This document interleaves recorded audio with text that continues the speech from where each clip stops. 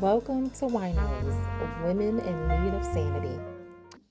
Hey y'all, welcome to another episode of WINOS, where we have real conversations and keep it honest.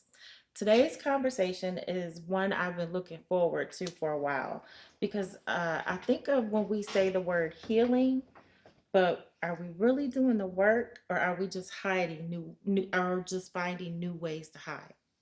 Okay.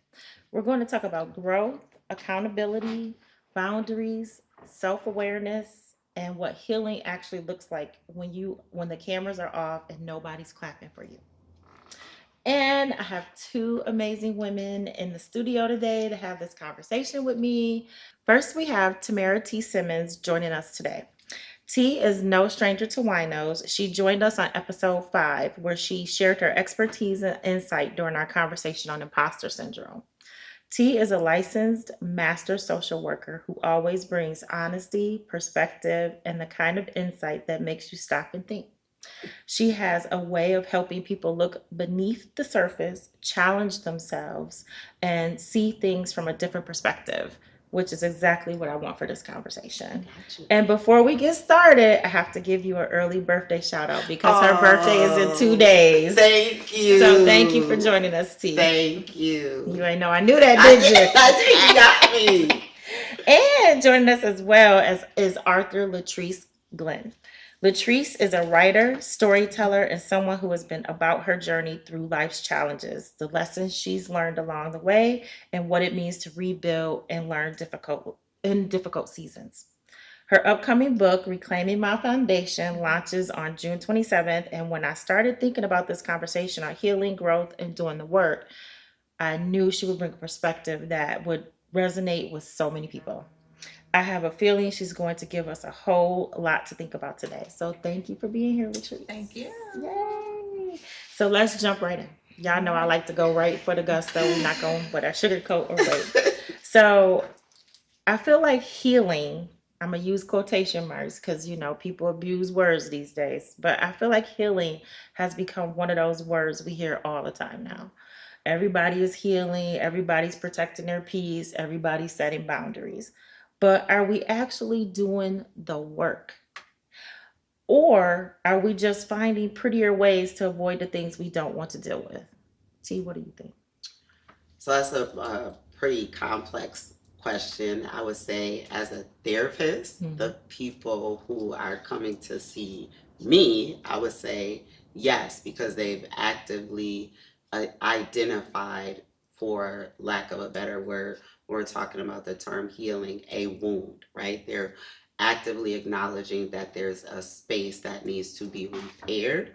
And with that, they are acknowledging that they need tools and strategies to do that. So when I think of healing, the term, I think in terms of physical healing, which most times you need some type of interventions, right? You need some type of network of individuals that may be professionals in the area that you have your wound. So I would say in that context, because I'm very proud of my clients because they show up and they do the work, yes. In terms of collective humanity, I think that there is room to grow and space to grow. And honestly, that's why we're having this conversation. Exactly. And what do you think, Latrice? I think first people need to understand what does it take for them to actually heal. Like what are you trying to heal? Is it insecurities? Is it healing from your past? Is it healing to be, just to be a better person? So for me, healing is very important. I do believe people don't know how to heal, especially if you're trying to heal from your past. The first steps is, first people think I need to maybe speak to somebody, to get to this process of healing. But what if that's not an option for them, or they don't want to speak to somebody? So then you have to really get into yourself to see what does it take for me to heal, because the way you heal may not be the way that I, need to heal. Exactly. I do believe people do want to go through the healing process and have peace, but I also believe that some people just don't know how to get there, and then they have things that come into their life that take them off track. That's true, indeed. Something I just want to add to that, you made a great point. You have to acknowledge But before you acknowledge, you have to accept, right? Like you have to even, before you can even say, I need to heal, before you can make that statement that that is what you want to do, you have to acknowledge that there is something that is off balance. There is something that you need to heal from. Yes, something that needs to be addressed. And sometimes that takes seclusion. Oh yeah, it does. So, it really does. You really want to. Sometimes you gotta be in that box by yourself. You really do. And just to be honest, some of us, have cut people off and called it healing. Some of us have avoided hard conversations and called it protecting our peace. And like you said, some of us have isolated ourselves and actually called it growth, but sometimes that is something that's needed. So where's the line? Like, where do you think you draw the line between is it really you're going through this to heal, or are you hiding? Because a lot of people will say like you're isolating yourself because you're hiding, or you don't want to have a difficult conversation because it's part of protecting your peace. But sometimes those difficult conversations are required. So where's the line? For me, now, because maybe in my 20s and 30s, I didn't know how to set those boundaries. But for me, yes, I have no problem with having a conversation if it's not helping me grow or if it's not giving me peace. I don't care who it is, where it's at, what it is, because I've come too far to get where I'm at in life where I just don't want my peace disturbed. And it's going to be times that will be disturbed where people are going to try to get in. Something's going to happen. It's going to take you out of that element, but you got to bring yourself back and be like, you know what? No.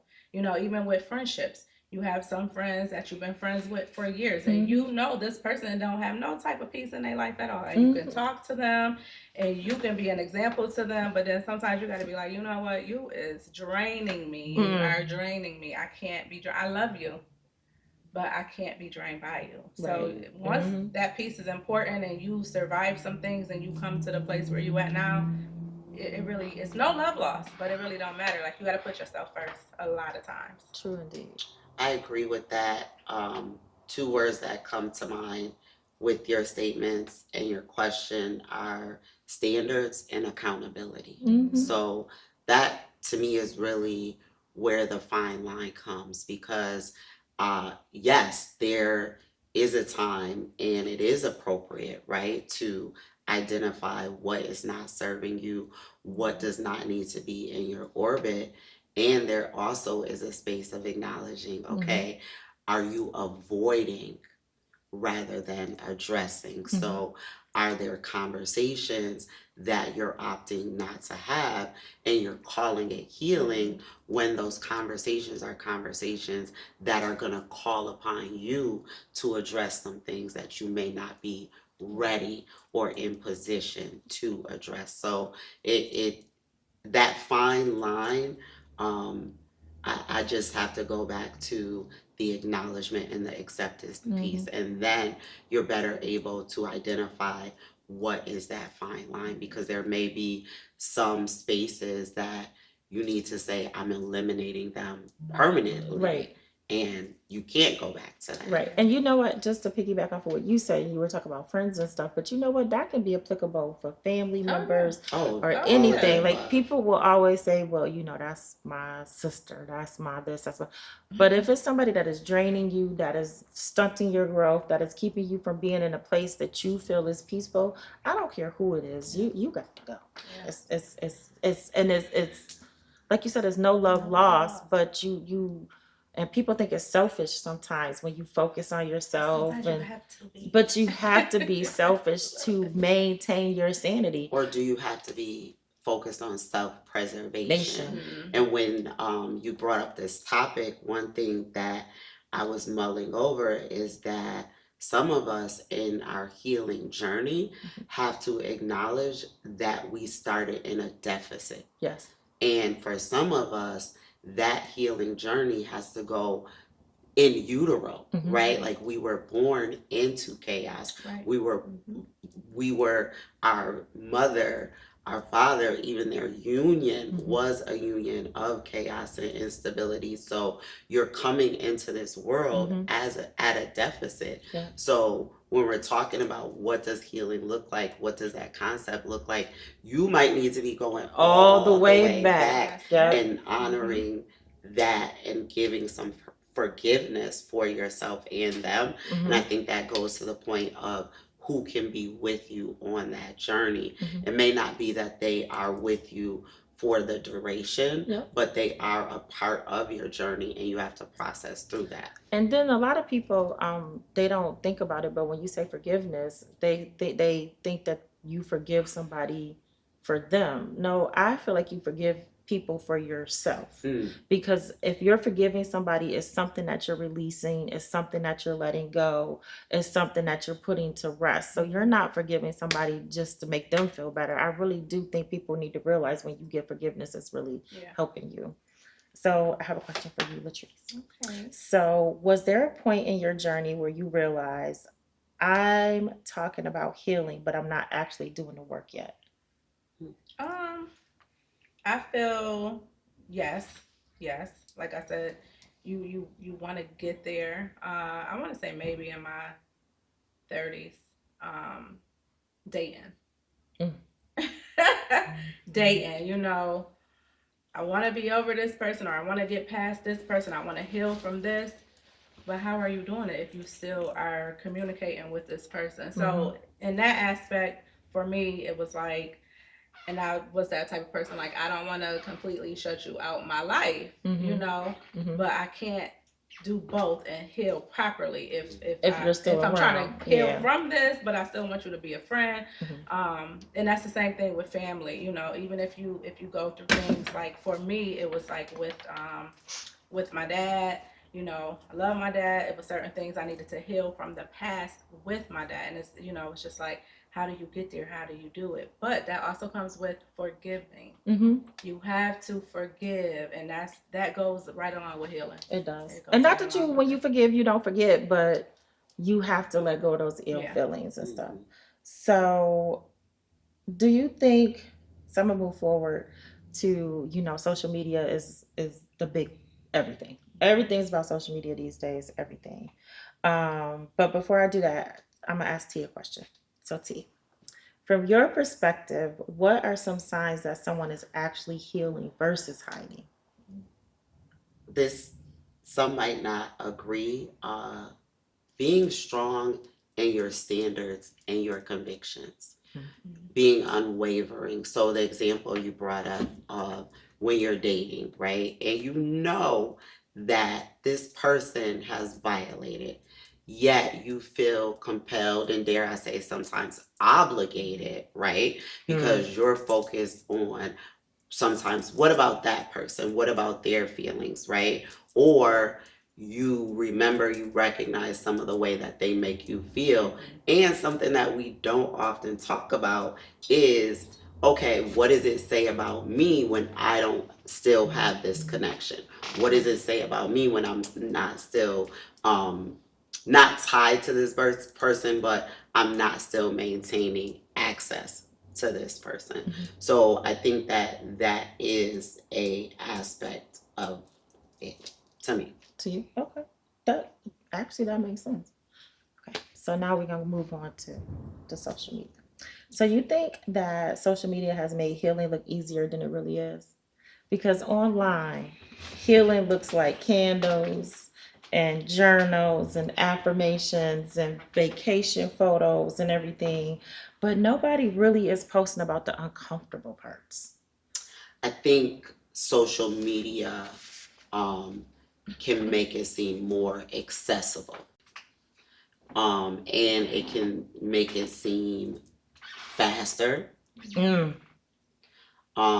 Social media can also create a greater depth of comparison.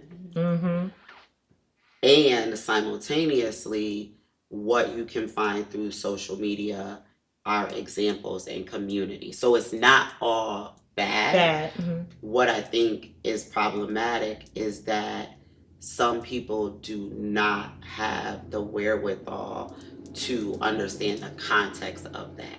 And I say that because I have many clients who come to see me as a therapist, and it's continuous comparison. And I have to, look at myself when I meet with my therapist, and I'm giving her examples of, well, this is what the dating gurus say, or this is what I saw in one video. And she's like, what does that have to do with you? exactly. Right. And she's also giving me those reminders. So I think social media is influencing so much of our existence. And there's just a greater opportunity for us to show up better in like real life. in-person humanity, not this whole concept that things are achieved in a 30 second to 3 minute reel. Right. What do you think? I agree. It's social media. That's number one. Some things are not real. People have to really understand, like, everything that's posted and people say that they're doing or they've healed from, you don't really know the inside of their life. You only know what they're posting. You get what I'm saying? The same thing, like, along my journey before social media, you see me smiling and you see me happy and you think you know me. I went years behind the smile. You don't really know me. You know what I'm saying? So social media is the same way. Are we being real, or are we just doing it for social media? Right. And that's the thing. And then, like you said, like, people are just try to compare themselves and stuff and think, well, I saw such and such did this or whatever, but what's good for such and such may not necessarily be good for you and what you're going through and what, the resources and stuff that you need to actually get to where your growth and where you need to be. So I think it causes, it can be good and it can be bad. And I think that's just twofold with social media, period. Like, but people have to realize it's social. It's for socializing. It's for, it says it in the title, social media. It's for socializing. It's for, whatever. If people feel like they want to blow off steam or make a joke or do something, it's all there, but you're right, it's not real life. Like, it really, to me, is not. Well, it's a snapshot, right? Like, art is the imitation of life, and social media in our day and age is a art form, right? It's a form of expression. So this is a representation of real life. So take from it what you will, and simultaneously know the difference. Give yourself access to a dose of reality. Yes. Yes. So going back to what you were saying about accountability, I want to touch on that too, because I think that's where people get stuck. Like, a lot of people get stuck on that, because can you really heal if nobody is allowed to challenge you?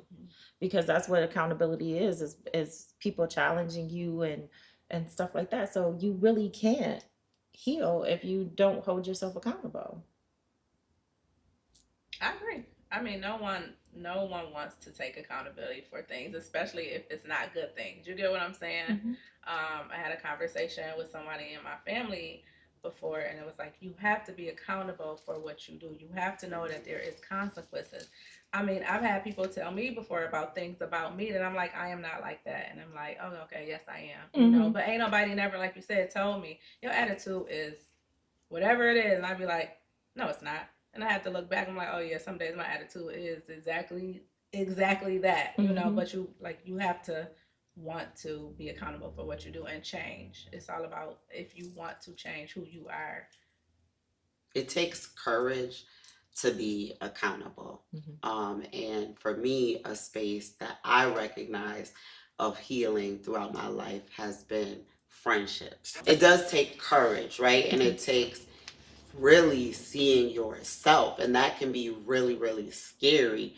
Also, when we think about the messages that we're presented from our family systems, from society, like, we're primed to be self-protective. So accountability really is a difficult process because you got to start with you, right? I'm in a season of my life with my friends, and I'm constantly saying, like, I'm the drama. Like, I have to admit that it's me, right? You're the problem. It's You the me. It's me. While simultaneously being okay with that, right? Like, you know what? I get it. Like, you know what? I say that all the time because I'd be like, you know what? I get on my own nerves. So why do you think I'm not gonna get on yours? Yeah, and that's a space of accountability, right? Like, in friendships, I felt like, listen, I give it all. Like, I lay it all on the ground, right? Yep. So the moment I didn't hear what I felt I deserved to hear, I'm shutting down. I'm shutting you out, right? And I'm like, nope. Because I give it my all. Right. You know what? When I meet you, the glass is full. You tip it over. Ain't no refills with me. Like, that was my attitude. Yeah. And I really had to come to a space like acknowledging, okay, these relationships were meaningful. My heart is hurt that I don't have them anymore. And I got to really get down and dirty with me and say, okay, T, yeah, you can give your whole list of them. How did you show up in this space? And now that you know that and you acknowledge that and you forgive yourself, how do you want to show up for the future? And how are you going to get there? Girl. That was a good one right there. That I agree with that wholeheartedly, but you know, it's hard sometimes not to just cut folks off. Like it's so hard to be like, oh well, you know, I gave this, I gave that. Like felt like I was pouring into you, but I didn't feel like you was pouring into me. Real. And that's real. Giver, but right, if you're a natural giver, but then you have to sit back and think, okay, what are they pouring into me too, or like what? You know what I'm saying? So it was my giving conditional because the moment that I'm not getting that reinforcement, I'm right. That's so right. That's that. But then that leads to when you need to have those difficult conversations. So that leads to the point where you're like, okay, well, I'm gonna tell this person I didn't like when you did, or you know, when you said this or you said that. So it's like you have to. People think, oh, I don't want to be confrontational, I don't want to whatever, but it's really not. It's about putting it out there and saying how you want people to treat you, basically. If it's a real friend, I think they should be acceptable to it. Yeah, they should. If it's a real friendship, there has been a co-creation of safety, which means that there's space for them to come to you, right? And you to go to them. One of my most beautiful friendships, it exists. And when she watches this, she'll probably know who she is. Because we were like, how? Because we seem so opposite. We've always created space for transparency. Like, she's one of the main people in life. I don't have to censor myself. Right. And I give her that in return. But that was cultivated over years of forgiveness, years of coming back together. That's not easily a game. Games, you have to be intentional. And I think that's a concept in talking about healing, the intentionality. That as well. And then we besides hearing healing and setting boundaries and stuff, we hear the word toxic a lot too. So have we gotten to the point where everything is just labeled toxic? People toxic, your job is toxic, friendships are toxic, relationships are toxic. Like, everything is toxic. At what point do we have to stop and ask, is it toxic or is it just uncomfortable? That is a question. Is it uncomfortable or is it actually toxic? I think there is a difference, because toxic is just toxic. When it's toxic, you shouldn't want to be around that. Now, I could be around somebody and be in an uncomfortable situation and maneuver myself, you know, but toxic? No, I might go crazy. you know, I can't. Ooh, in my 20s, I'm telling you, like, no.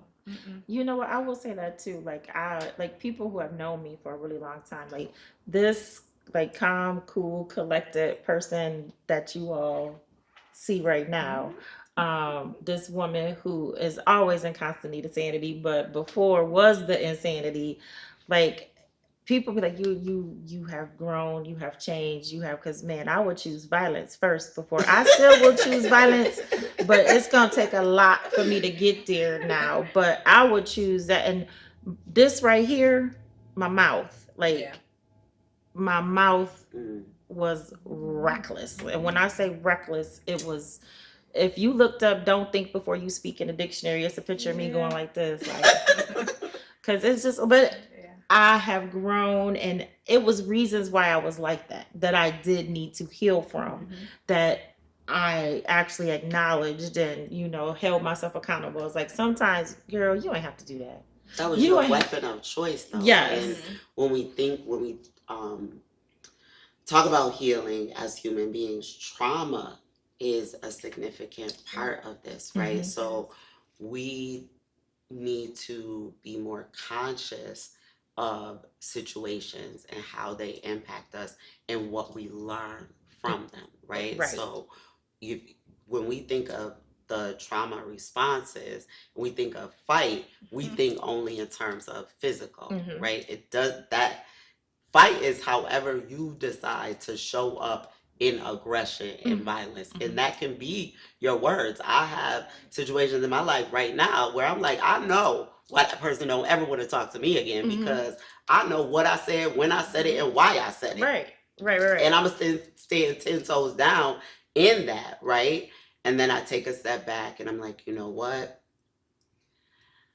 My intent was this, right?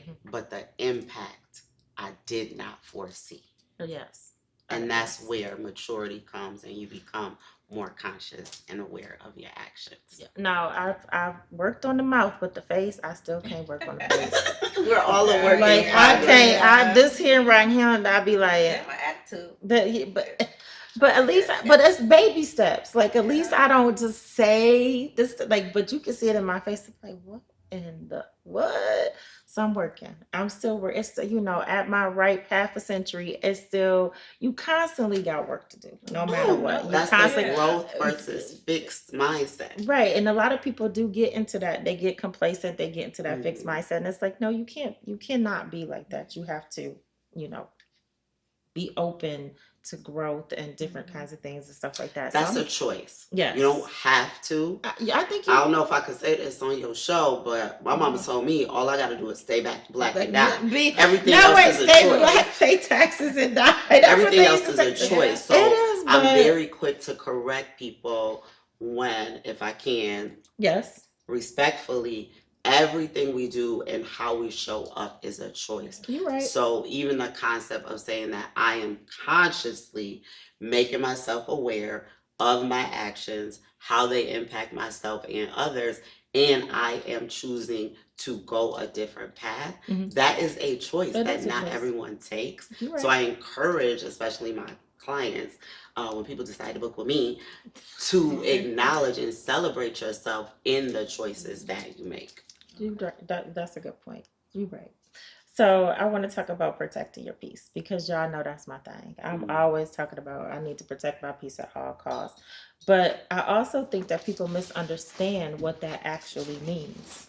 Protecting your peace doesn't mean avoiding, every difficult conversation. It doesn't mean, like we said, going into hiding and stuff like that. So in you all's opinion, what does protecting your peace actually look like? I'll start with T. Standards, running a strict program. And by that, I mean protecting my peace is establishing what works and what is effective for me, verbalizing that with grace, right? With grace, and sticking to it. So this is a really silly, funny example, but in my house, 9 o'clock, you're not talking to me after 9 with my child, not with adults, right? But that's an example, right? And for me, that protects my peace, because I need quiet, I need ease, and it would be unfair of me to not verbalize that to my child. So again, for me, it's standards, boundaries and communication. I agree to that wholeheartedly. The boundaries, definitely. Um, just for me, it's also not letting anything take me out of my element. It's so easy. I can get upset over the smallest thing. Like today, I went to church. It was a great sermon, a great word, and he was talking about I was born into mess. And when you talked about trauma, yeah, a lot of us we experienced trauma growing up and not even realizing it was trauma because we wasn't weak growing up. You know, Mm-hmm. it was no sign of weakness growing up with Mm-hmm. our parents. It's Mm-hmm. like this is it, and this is what you do, and you move on with life. But I realized that it was a lot of trauma that I didn't know it was trauma, so it wasn't like it was ignored. It's just this is just how I grew up. So now, like with protecting my peace, I can't get upset because it's so easy for me to go back to Tracy. You get what I'm saying? And then with my job, it's not peace. You know what I do and what I hear on a daily basis. So it's very important for me to just keep my boundaries and keep praying. Like I pray every day, all day sometimes, and then sometimes my mouth slips a lot. You know, and I like get back to it. Oh God, I'm sorry for saying that. You know, but it's definitely needed because I don't want to be the person I used to be because it's so easy. It's just it is because just that's you what know? you're used to, And that's yeah, you're more used to the person you used to be than the person that you are evolving into. And you're right, it's like you could snap at any given moment. And I say that protecting my peace is not letting anybody pull me out of my character. And that's what I And do that's today. that's the character that I am now, who I am today. Like I don't like I always say, yeah, you're not gonna pull that. We're not going there. I went through that today. I said I went to church, had a good day. I'm about to come on a podcast. Girl, yes. I'm about to. I got things going. What? I don't got time for that. And see, I have you say Tracy. I have Moselle Gina and Williamsville Gina. Well, Moselle, hello, girl, Moselle. Y'all don't want. And for people who not from Buffalo, okay, you don't want Moselle Gina. Okay, you want Williamsville Gina. That's who I am. That's who I strive to try to be.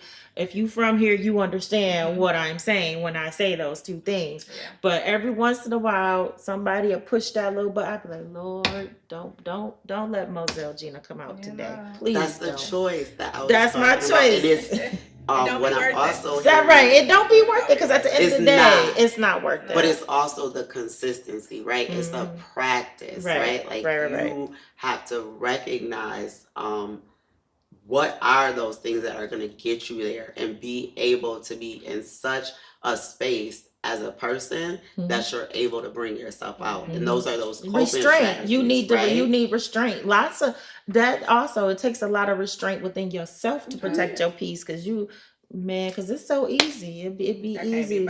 Yes. I got too much going on. Like you about to. I'm trying to look young. I ain't trying to. Because you cortisol levels low. Because you be looking and that little. I don't want them little wrinkles right here in my. That's my thing. I like to keep my cortisol to be cute. Low. I'm trying to stay cute and everything. I ain't got that to do. So we did touch on friendships a little bit, but I want to dive deeper into friendships too. So how do you know when you've outgrown a friendship versus you're just avoiding the work required to maintain it? Well, the communication for me is lack of communication. If I can go 2-3 months without talking to you, then where is that friendship? What are we, not me, but what are we trying to maintain in this friendship?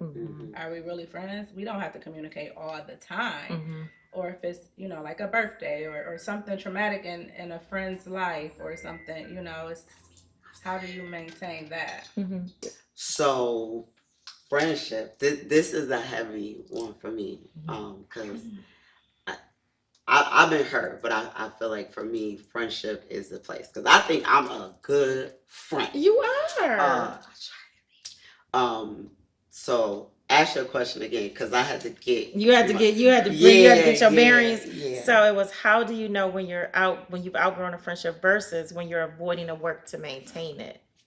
Safety.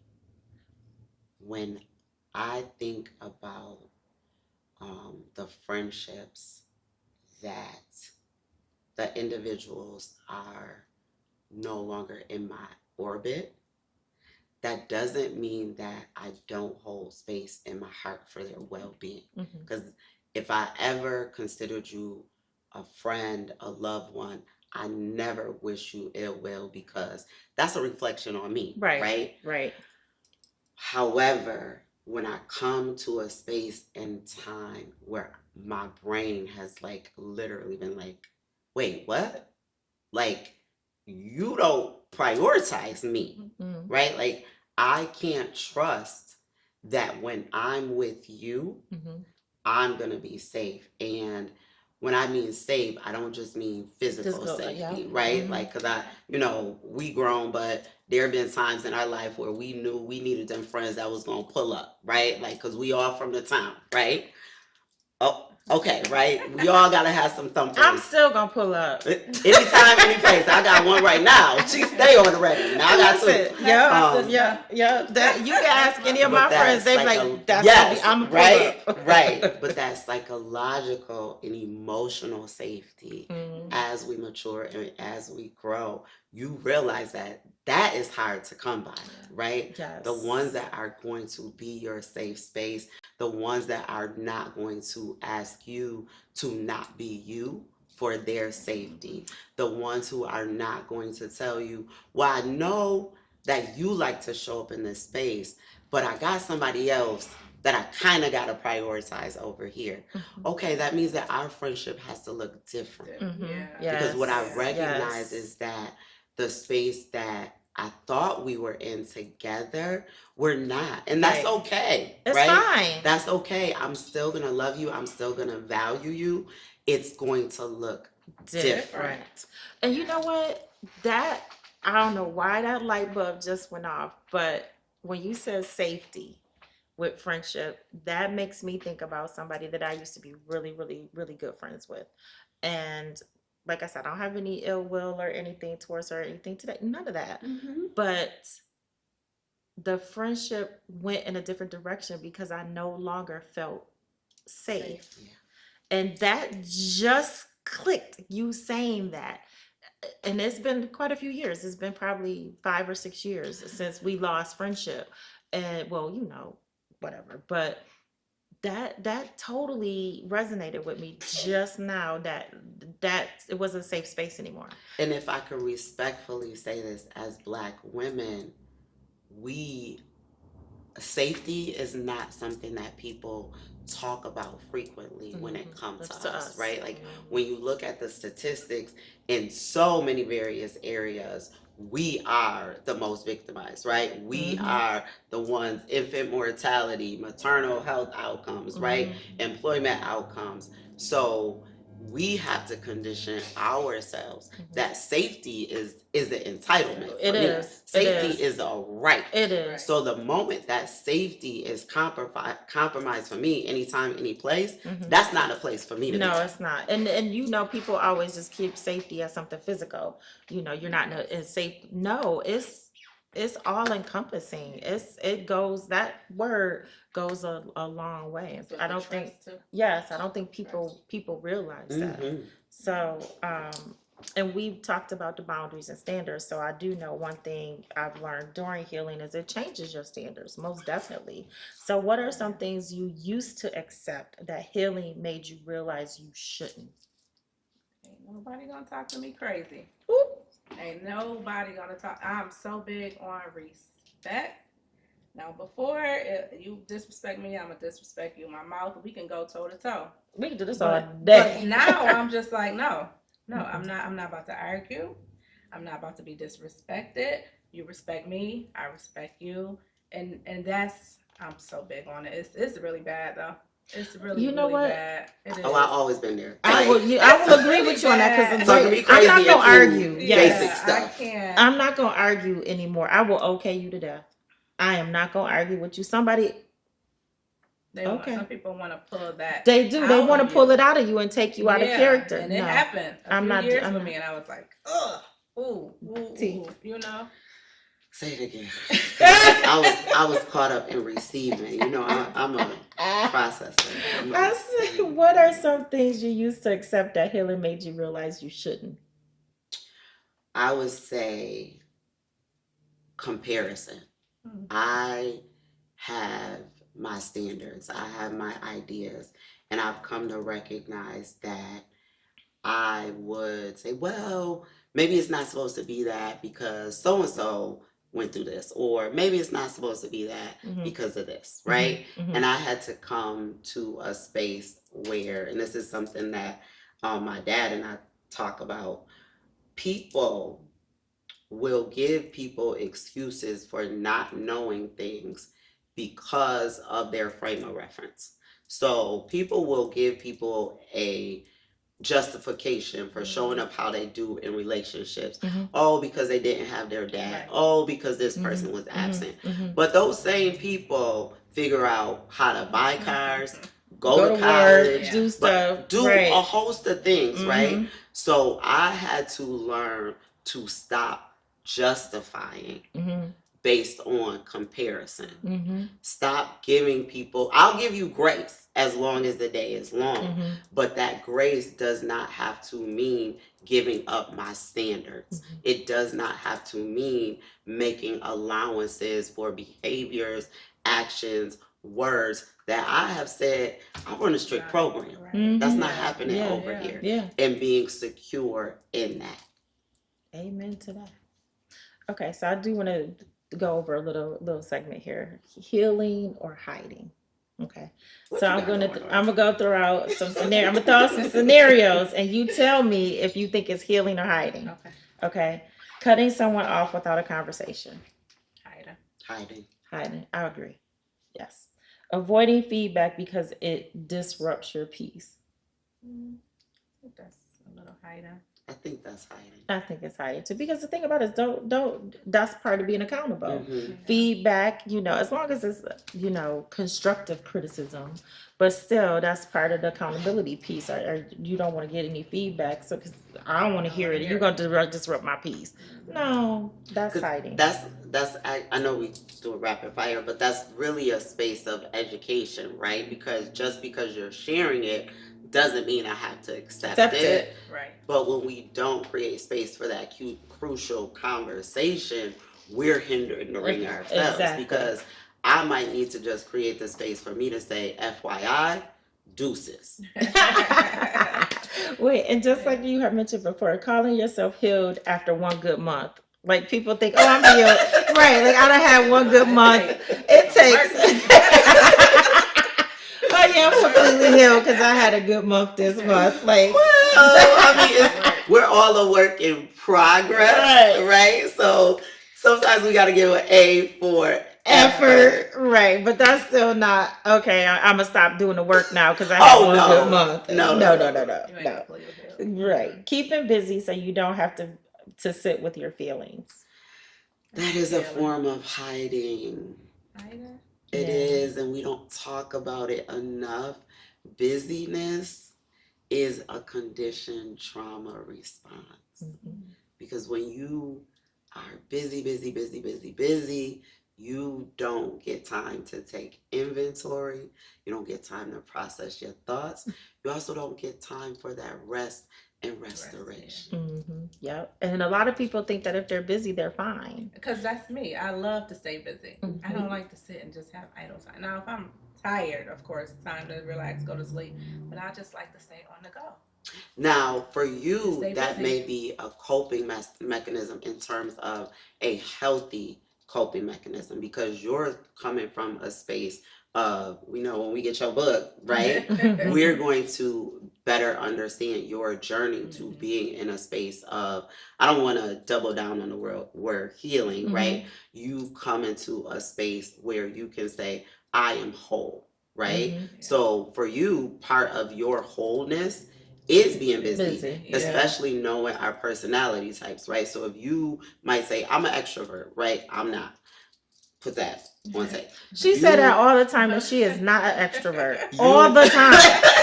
Being with people, being out and about is restorative for you, right? So if I'm your friend and you start to isolate, I need to be like, wait a minute. What's wrong? What's I going haven't on? seen you in a while. You not going to this event? You're not going to that event? Yeah. Right? Yeah. So I think, but that's a good friend though that's context. gonna check on you because it's not your norm, and you be like, no, I'm fine or whatever. You know what I'm saying? But that is a good thing. Context That is really right, important. right. Okay. So the last one: refusing to revisit painful experiences.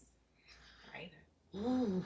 You refuse to revisit. Mm-hmm. You don't want to deal with it. That's definitely hiding, in my opinion. When you visited them and processed them. So it's a step further. So yeah, I mean, it's a step further. You're gonna visit them, revisit them, and like you said, process them. But people who just, shut them out their mind, and I think that's part of hiding. Mine is going too many places as a therapist, so I gotta abstain from that one. Okay. You got that hat. Okay, so I want to ask both of y'all. So what's one thing you've learned about healing that surprised you? About surprise. It's a good space to be in. It's peaceful. It's liberating. I don't know if I ever thought I would actually get here. You get what I'm saying? And I'm a little older now, so it's just like I want to stay. I want to stay in this space. I want to stay here. I would say how vigilant I can be for me. That surprised me because I will show up and show out for everybody. The introvert. The person who's not an extrovert. Okay, continue. But for me, I surprise myself because I'm usually calm, cool, collected. Like it takes a lot to get me out of my character. So I surprise myself, especially in this season of life, how I'm like, for me, and I have to kind of sometimes like, oh wow, like you're showing up that way for you because I'm used to doing that for others. I'm going to tell you one thing about healing that really surprised me is the effect it has on other people. How that's people will start to say that you're moving different and look at it in a negative way. Oh, you acting different, you moving different, this and that and that and this. That's what surprised me the most, because when we go back to, if you truly love me as a friend, a family member or whatever, wouldn't you want me to grow and be different and do different if it is something that's going towards my well-being? Right. That's what surprised me the most. Not that I want to say haters or anything like that, but people who really think you acting funny or something because you want to be a different person. You want to be a better version of yourself. You don't want to be the drama. Right. I'm so sorry that you've experienced that. And for me, what I'm hearing and what I think about is the people who benefited. So the people who were able to hide behind your crash out, or the people whose egos were reinforced by, or look how made them look better, right? Like, look how I got her out of pocket, right? Or I told you she was this, I told you she was that, right? And not giving access to what got you here. And of course, like I teach my son and the kids in my life, like, you are the leader, you are the king or the queen of your emotions, right? Exactly. But also, there are times and situations where people know, right? Listen, some people just like mess. That's what I just said. Yeah, they don't want to change. They don't want to elevate. They don't. They just grow. like mess, and they want everybody around them to be messy. Yeah, because it keeps them from accountability of themselves. If the whole circle, if the whole squad is bums, right? We can just be bums together. And I'm not even talking about financially bums. I'm talking about emotional. You an emotional bum, like a trash person. Right. Like if we all trash, nobody is here to. Or the person who feels like everybody is messy around them and they feel like the hero. You know what I'm saying? Like they gotta come and be like, oh, well, let me help you with your mess. When you get to that point where you don't need them to help you with your mess, they don't. They have a savior complex. Yes. And it's like, well, can save myself. I'm not about to live in this mess just to make you feel bad. Well, their identity, and that goes back to the busyness, It's right? time. Some It's time for the people, wine. busyness helps them avoid looking at them. Exactly, and that's I have witnessed that a lot. That people will just stay busy, stay busy, stay busy, stay busy. A lot of them, hey, their home life isn't good. You could have a spouse or a significant other that they don't want to deal with, so they stay busy all the time to keep from dealing with that, or anything to keep from dealing with your responsibilities. Oh well, I'm busy. Oh well, I'm busy, and it's like That's sad. it is. It's very really sad. And when I start going through my healing process and everything, and I started to pick up on these things and realize I feel really bad for people, but I'm about to be around you. As much as I feel bad, I will pray for you. Your Your heart, your mind, everything. I will pray for you on that. But I call that grace. And you don't have to sit in a space with someone to give them grace. But I'm going to be graceful with this him right here. So we're going to switch over to our wine tasting for today. Okay. And so anybody who knows me knows that I love rosé. Yes, you do. I do. And I love Prosecco. So this is a rosé Prosecco. Oh, I'm excited. Yeah, so that I took the top off, so I hope it's still bubbly. But it's Perini Prosecco. It's a rosé Prosecco. They also have a regular brut white Prosecco as well. I got this from Amherst Street. It is on sale for $11.99. If you have your Shoppers Club card, did y'all know you can use your Wegmans? Yes. Yeah, honey, yes. Oh, ain't nobody tell me nothing. Yes. Girl, Amherst Street been there for like 12 years. You ain't know you can use your Wegmans. Just like you check out our Wegmans. Put your phone number and they then got you sales and everything. That you use your girl. Amherst Street, you need to get me on your marketing team. Yeah, I was going to say, yes. So I'm going to, and again, I have my Kiss by Rose glasses today. Rose. Yes, I talked to my Rosebud Friday. I talked to her Friday. Thank you. I love her the most. Okay. So this one. Oh, I love this. And that one is Why Not, and this one is Because Kids. Because kids. Girl, that's why Kylie. I should have started over here, but. And this is Rose made me this glass as well. It's even got her special Kiss by Rose signal on there. It goes with my necklace today. I was all sassy today. And the sparkle. I love the sparkle. Girl, you know everything is. I gotta have yes, sparkle. you always bring it. Always. Okay, so rosés and prosecco. Prosecco is very good, but rosés are good for summertime. I say that all the time. But so we got a combination today. Okay. Cheers, ladies. Cheers. Ooh, that's cute. It's good. It's pretty good. Mm-hmm. I can see why it's for summertime. Yes. It's very like you can drink it. Got that little. It's got the little fizz too, little bubbles. Mm-hmm. Yeah. I like the fizz. You like the fizz? I like the fizz too. I'm a big Prosecco and champagne girl. I drink champagne every day. I love Prosecco. Yes. I drink champagne almost. Well, that sounds kind of bad that I drink it every day, but just say you're French. Okay, listen. Life is to be celebrated, honey. And when you popping bottles, I'm celebrating life every day. Okay. See? So I love me some champagne, Prosecco, bubbles. I love it all. This is good. I gotta slow down. That's the thing about these Proseccos, and they go down. It's quenching your thirst. Yeah. And the last time I was out with you. Now I remember. Yeah. This is from the one who is an introvert and don't go outside, but she always outside. Every time I'm outside, she outside drinking the bubbles. Statistically speaking, it's usually a birthday party though.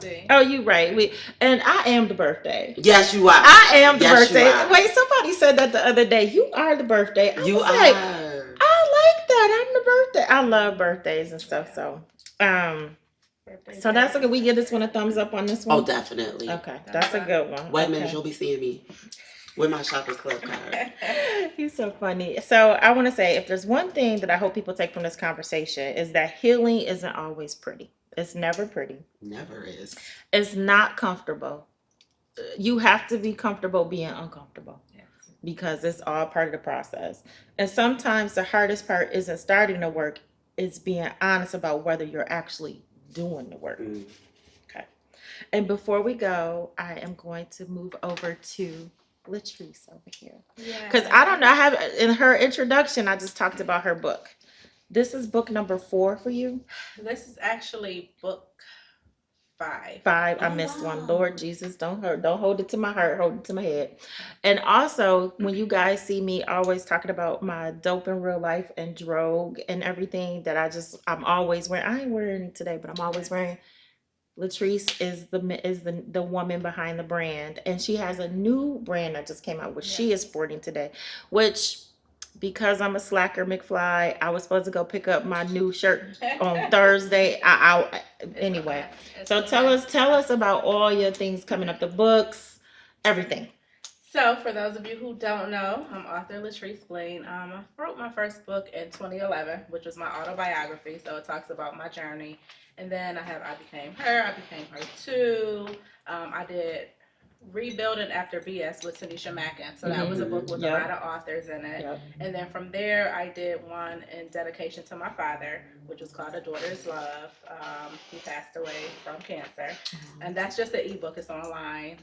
And then now with Tanisha Mackin and 12 other authors, we have Reclaiming My Foundation. And the ebook came out yesterday, but the book signing is on the 27th of June, so it'll officially be available on the 27th of June, and it's awesome. Like, I would advise everybody, every female, man, it does not matter. Reclaiming My Foundation is deep. It's very deep.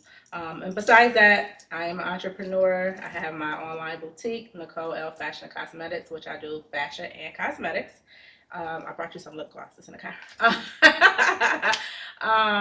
Dope in real life, I really don't do that too much anymore, but I occasionally will drop some dope in real life, which means definition of positive energy. Then I went over to Drogue, New York. I just wanted to put like a New York feel on it. And now I have KD, which is K Dewey. It's in remembrance of my nephew who passed away through violence in Buffalo in April. And I don't have my K Dewey yet. I'm bad, but you'll see me always with some dope in real life or something on all the time. I always got it on, even like my Rick James t-shirts and everything. I'm always rocking. 2, I have to say, I was excited for this interview because 2 pieces in my, not collection because I ain't no fashionista, but in my closet, my dope in real life pink and green hoodie. I get the most compliments when I'm Well, that is traveling. because she is part of Alpha Kappa Alpha Sorority Incorporated, which is pink and green. Yes, I always get so many compliments. And then I have a hat that I purchased from you that people always stop me. It's like this cute little fur little pink tea hat, like, and I'm like, I remember those. Yeah, so now I'm gonna tell people it's vintage. Girl, because she's not doing that no more. Yes, so right. I love a curated piece. Oh, no, that's right. I'm gonna tell the people it's vintage. Shout out to you, girl. You are cracking me up. So, anything else? And for reclaiming my foundation, WINOS and GMC are swag bag sponsors for that. The book tour will be coming here to Buffalo on June 27th and July 1st. And then it'll be in Akron, Ohio, and Atlanta, Georgia. Yes. Is this my official invite? You are invited. Right. Invited. So GMC Exquisite Events, look for that. That's my other business. And WINOS, we are both swag bag sponsors for that. T, what you got going on? She about to be Dr. T soon. Yes. So. I am. Yes, I have to call her Dr. T. Speak it into my existence. I am a licensed master therapist.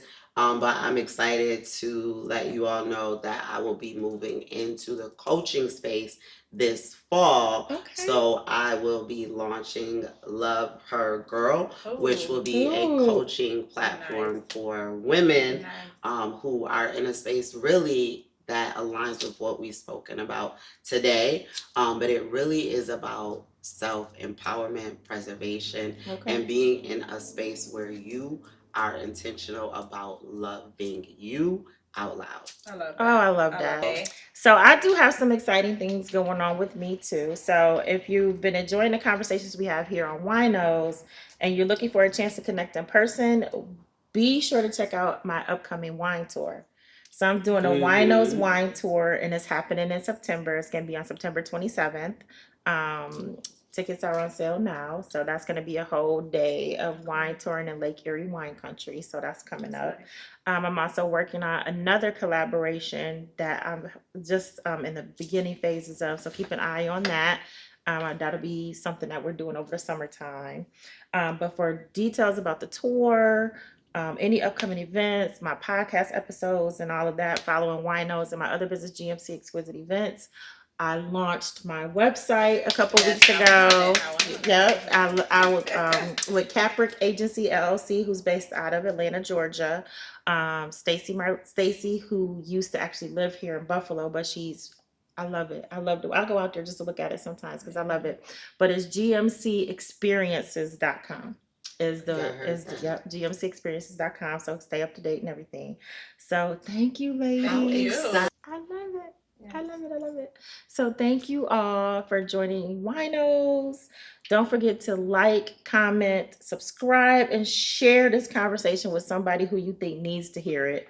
And remember, healing isn't about perfection. It's about being honest enough to do the work. Do the work. Yes.